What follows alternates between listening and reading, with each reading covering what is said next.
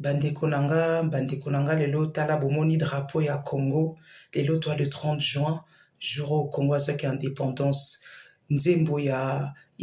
muta composer ki nzembo yo indépendance chacha tozuye ezali Jeff Kalebo qui na internet botala ba ressources misusu bayebisanga mona yo lebela makambo ya politique te makambo mboka te en tout cas bandeko nanga o eza chaîne la politique te biso nyonso tolingaka mboka na biso nyonso tolingaka mboka o sika tozali neti nga naza domicile na France er mosusu na Belgique tolingaka bamboka na biso nyonso esika toza mais pour la politique en tout cas nga na lobela politique te po eza ba sujet mosusu ezali très sensible naza na ba élément te naza na ba preuve te naza na makoki te donc nazali restreinte na koki koloba makambo politique te ekoki ko impacter na vie nanga pe personnel donc faut que ça l'attention na ko lobela makambo politique te bata politique ba lobela makambo politique to moni biso moko mama Thérèse Wagner aleki kuna na États-Unis pour signer makambo paix makambo Congo donc eza na bango baza chargé pour na politique balobela makamba politique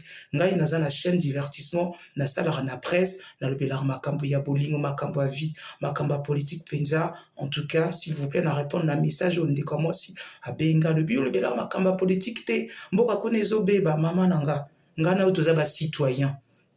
naza na makoki te olobela makambo politique papa nanga ndeko nanga voilà o balobela ba politique bazali peut-être na chaîne spécialisée pour la politique bazali na makoki pour la politique ngai naza na chaîne nanga ezali spécialisée to lobela makambo vie makambo bolingo makambo ezolika makambo musique donc makambo nyonso politique te voilà, en tout cas, le 30 juin, fête et indépendance, Congo qui indépendance, tout le monde a président Mbele, l'un de notre premier président, Ezaki Joseph Kasavubu, suivi de son ministre, Papa Lumumba, en tout cas,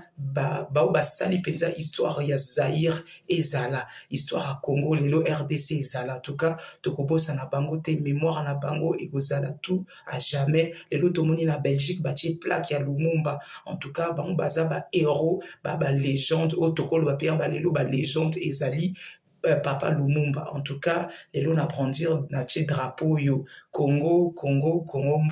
mboka comme on dit mboka elengi kin label oui ça va commenter qu'est-ce que vous en pensez ezali muna na chaîne na biso